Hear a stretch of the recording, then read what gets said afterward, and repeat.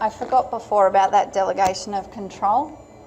So I've got a server at least that has different OUs. So to be able to delegate, what it was saying before is always try and delegate via a group, not via a user. So in my IT department, I've got a group called IT, and well, currently Donald Blake is only person who's in there, but the idea would be that I could add everyone to the IT department, and now they're going to be able to be given the right of changing passwords or whatever I want doing. So you got to think about who am I going to give access to. So you don't necessarily need the IT people to be able to change their own stuff, but the HR department probably doesn't have an IT professional on staff.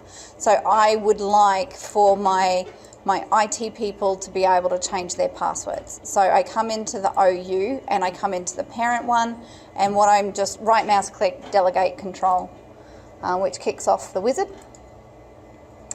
So here you select the group that you would like to have delegation rights. So this is saying everyone in the IT group is now going to be able to create, delete, manage user accounts, or reset user passwords and force user passwords, or multiple ones.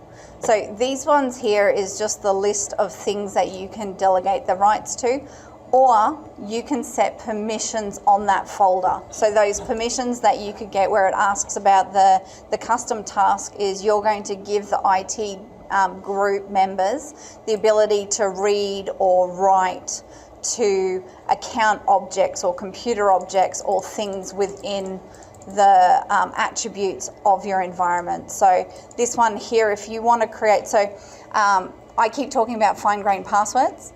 Fine-grained passwords are the password settings objects. So if I wanted to delegate the ability to read or write fine-grained passwords, then I could delegate the ability to the IT department. So that one's, I guess, the complex way of creating delegation. So if I just come back to the quick and easy one, this is the easiest way for me to be able to show you how you then see who has delegated rights on an object after it's been created.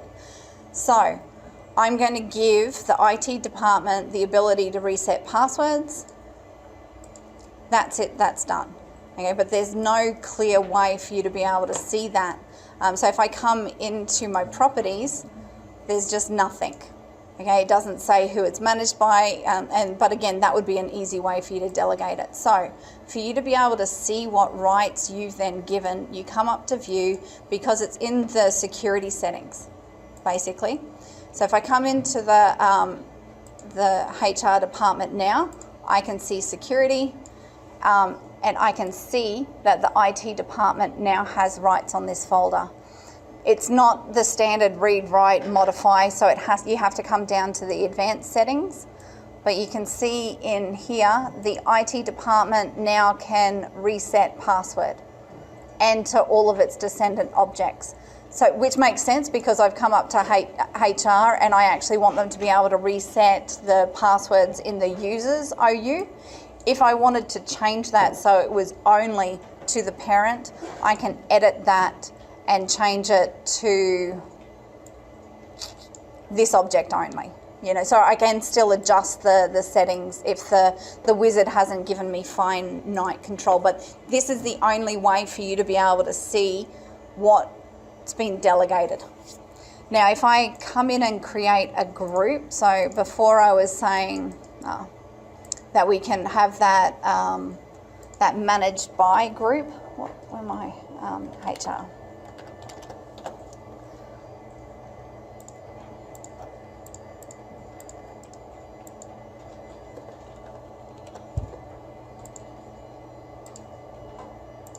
Okay, so I've got my group. If I come into the Managed By tab, I can say that it's going to be managed by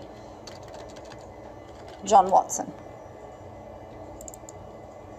And he's going to be able to update the membership list. So it's this checkbox here that delegates John Watson's ability to make changes to who are the members of this group.